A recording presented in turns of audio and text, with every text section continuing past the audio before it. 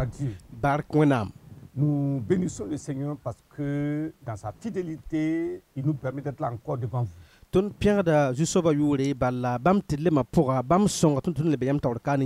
nous savons que c'est des moments d'étude de la parole de Dieu et de prière. Et notre prière est que la grâce abondante de Dieu soit votre partage. Alors baissons la tête pour la prière. Éternel des armées, nous bénissons ton nom parce que toi seul es Dieu. Et nous sommes là devant toi et nous voulons considérer les Saintes Écritures que ton esprit nous enseigne, que ta présence nous affecte et que ta grâce abondante soit le partage de chacun au nom de Jésus. Nous bénissons ton nom parce que tu l'as fait. Que toute la gloire te revienne. Au nom de Jésus, nous avons prié. Amen. Merci beaucoup pour votre présence. Et comme vous le savez, nous sommes encore ici pour examiner la parole de Dieu. La parole, la puissance de Dieu qui apporte la solution aux problèmes des hommes.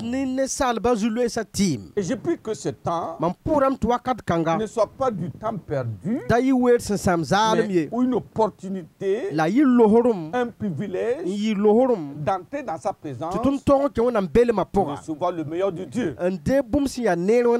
Alors, dans notre série, nous avons parlé des saints incorruptibles pour alerter un monde titubant vers les flammes éternelles.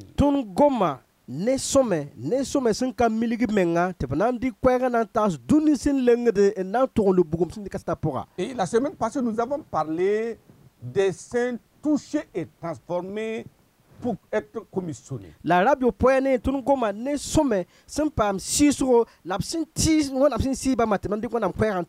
aujourd'hui, nous allons parler de l'appel aux saints revêtus de puissance pour proclamer la parole, guérir et délivrer.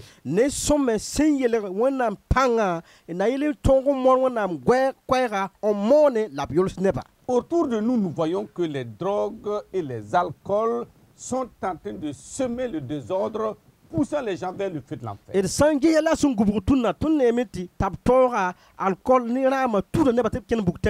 nous voyons que dans ce monde, il y a tellement d'intrigues, de complots, de faux coups, de cupidité sauvage, et tout cela est en train d'expédier la majorité dans un feu qui ne s'éteint point. Vous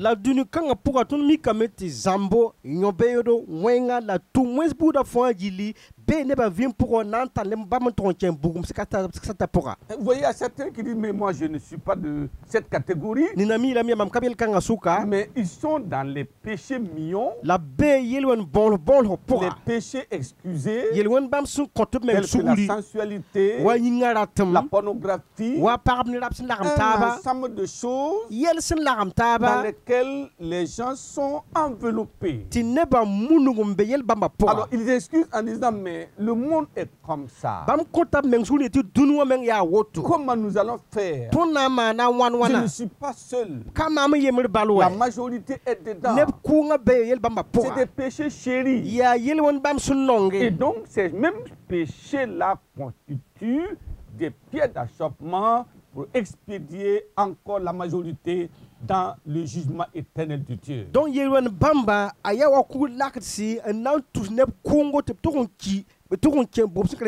Alors nous avons besoin de la parole. La parole non diluée de Dieu. Pour transpercer le cœur des hommes. Alors regardons Romains chapitre 1. Le verset 16. La Bible dit. Il dit là-bas. Je n'ai point honte de l'évangile. C'est une puissance de Dieu pour le salut de quiconque croit, du juif premièrement, puis du grec.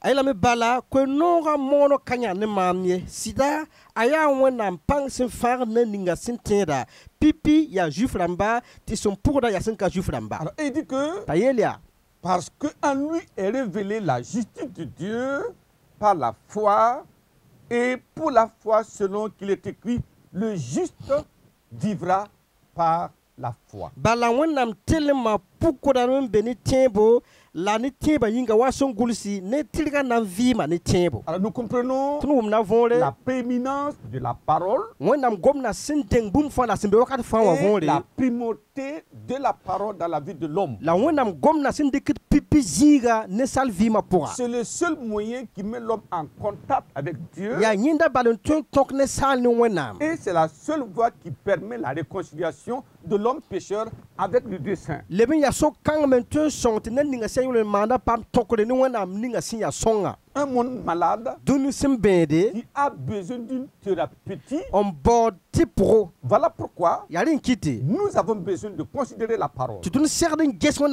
Et nous considérons cette parole comme la puissance de Dieu en trois parties. Premièrement, nous verrons la singularité des saints revêtus de puissance. Ils sont singulier. Alors, deuxièmement, les saints commissionnés pour proclamer la parole infaillible de Dieu.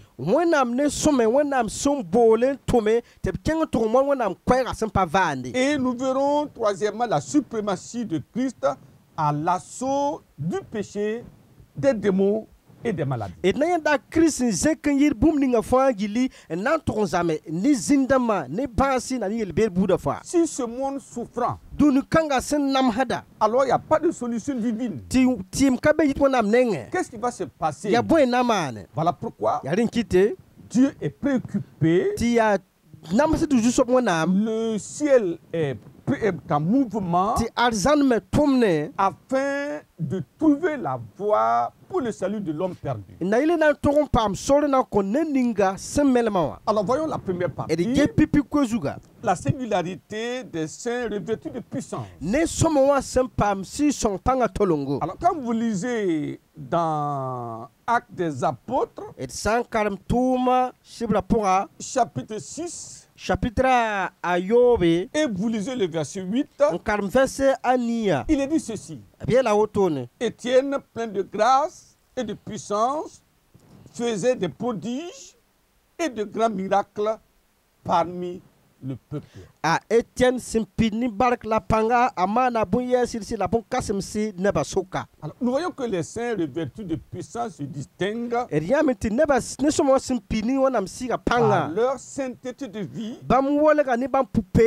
leur intégrité, l'excellence de la grâce de Dieu se manifestant au travers d'eux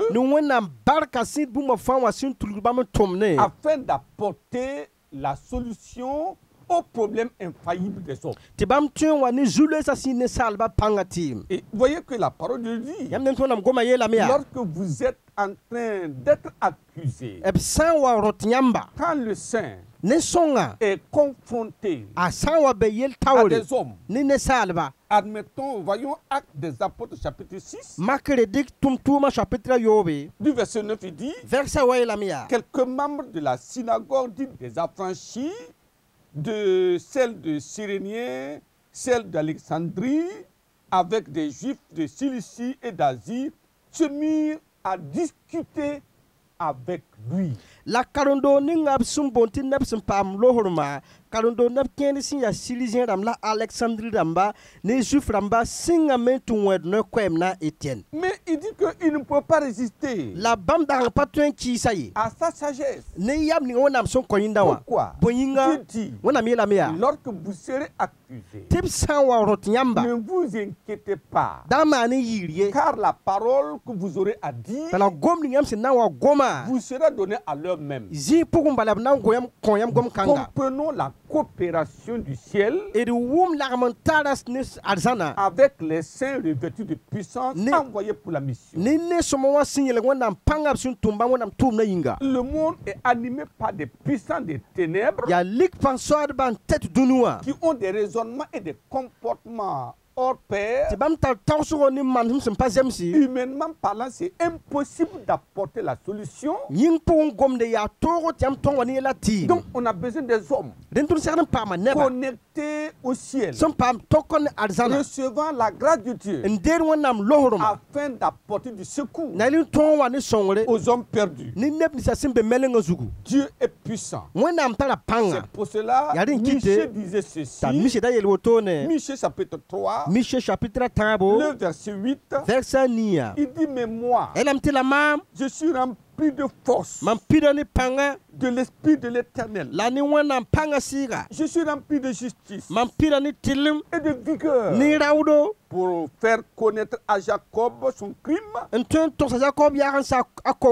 à Israël son péché. Il s'agit de la prédication de la parole. Le Saint revêtu de puissance ne peut pas changer. Il ne peut pas modifier. Pour que les gens soient contents, il dit, tu écouteras ma parole et tu le diras à mon peuple.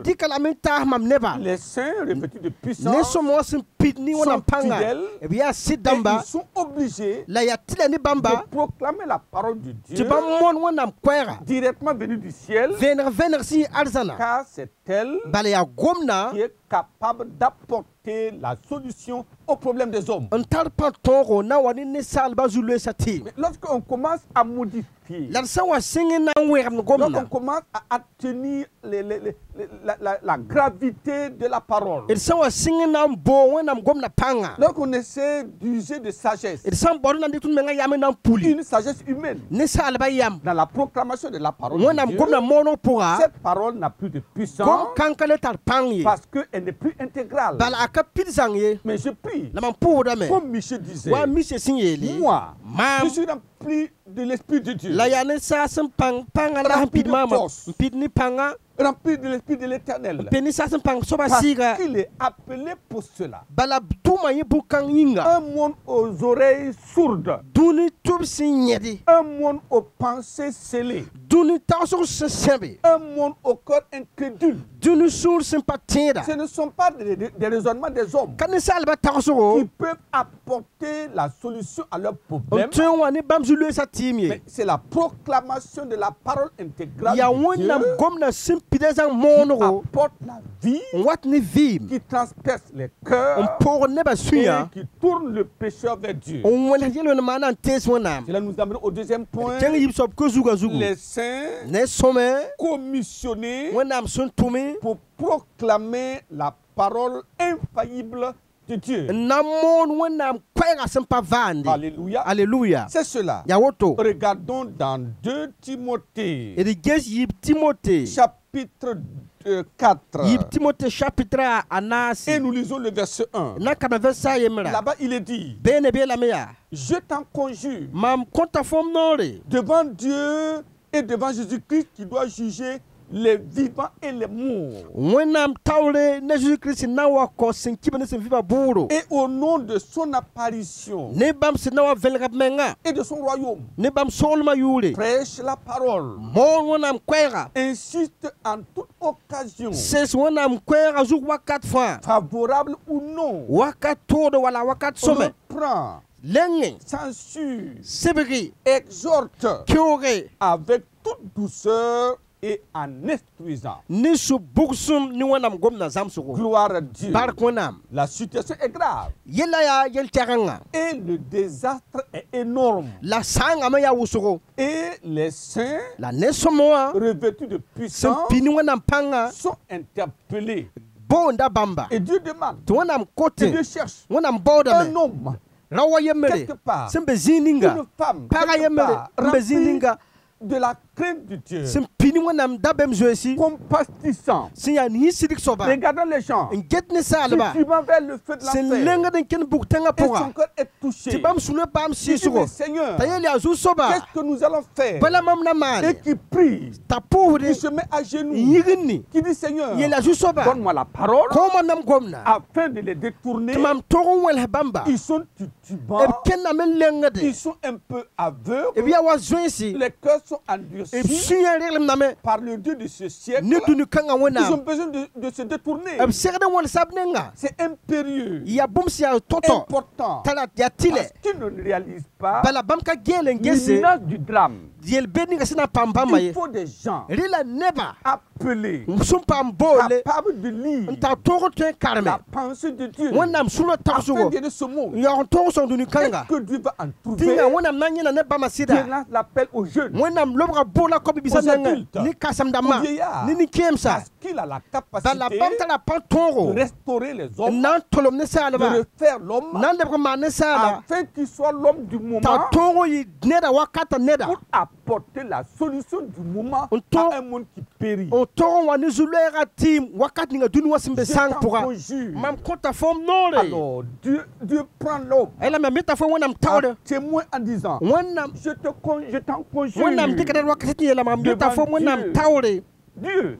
Il va juger. Il regarde Dieu dans sa compassion. Il a envoyé son fils. Je t'en conjure devant Jésus-Christ, qui a versé son sang pour la rémission des péchés. Et lui-même, il va juger les vivants et les morts. Je t'en conjure devant Jésus-Christ, qui va revenir pour prendre les saints. S'ils ne sont pas sauvés, ils ne seront pas pris. Et s'ils ne sont pas pris, ils vont faire face à la colère de Dieu et à la flamme éternelle. C'est de cela dont il est question.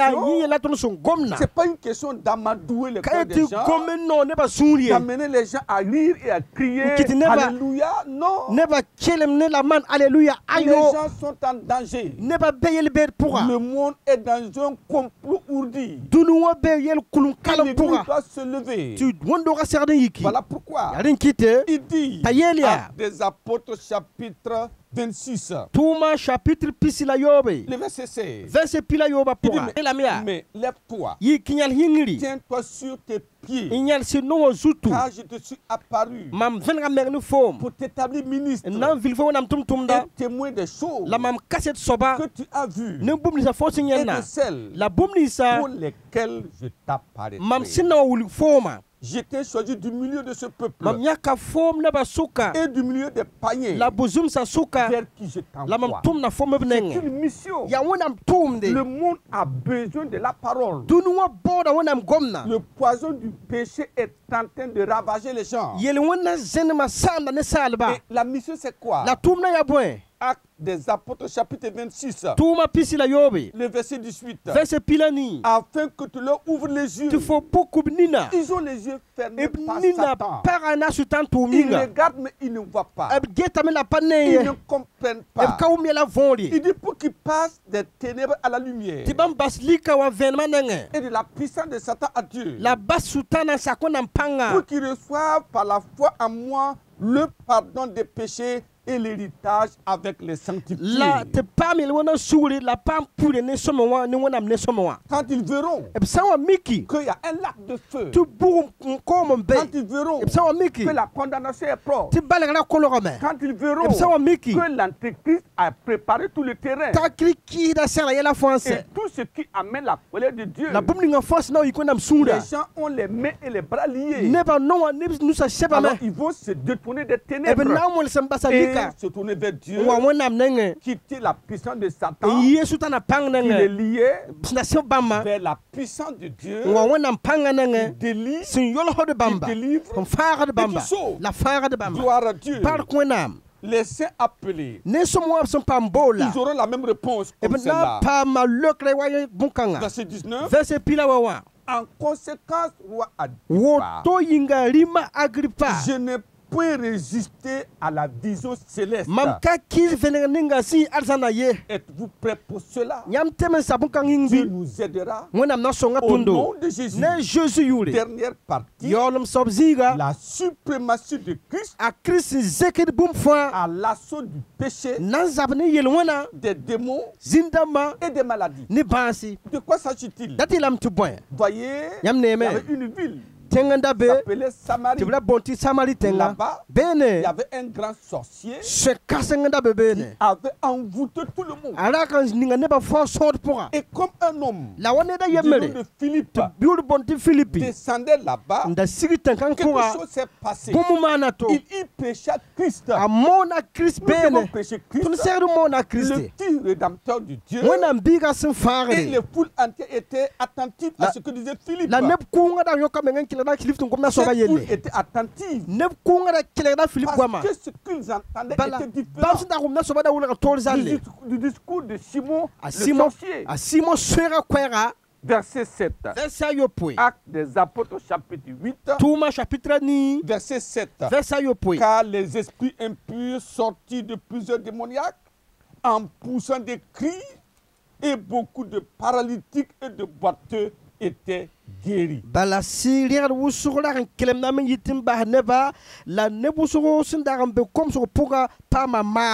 Gloire à Dieu. Lorsque la parole est proclamée dans son intégralité, parce que c'est pour cela elle est donnée. Il y a un but pour la parole. Quand elle est donnée, quand elle est péchée, aucun démon ne peut résister. Ils sont obligés de partir.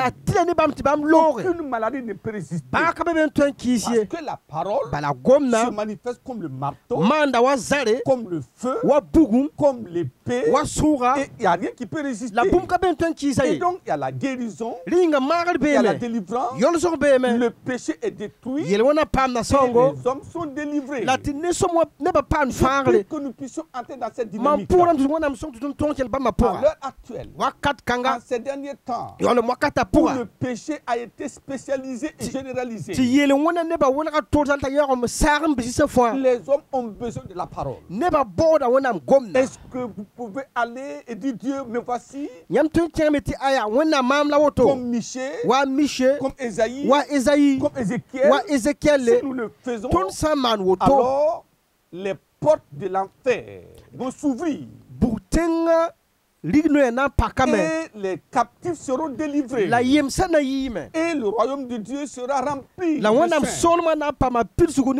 Comme nous le faisons, Dieu va opérer le miracle. Vous qui entendez la parole maintenant, vous devez dire Seigneur, je suis dans ce lot, je suis en train de tituber, je vais vers un endroit affreux, et pitié de moi, et comme vous criez pitié de moi, le secours viendra du ciel. Et comme nous prions, la grâce de Dieu vous sera accordée et vous allez échapper à la flamme éternelle, au jugement de Dieu, et vous allez bénéficier de la guérison, de la délivrance, de la paix et de la sérénité dans votre vie.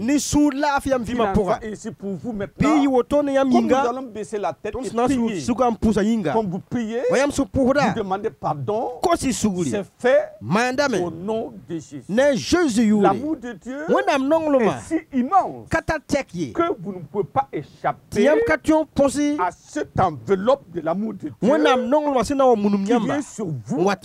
Comme vous priez, vous avez une grande opportunité de passer de pécheur à un saint de Dieu,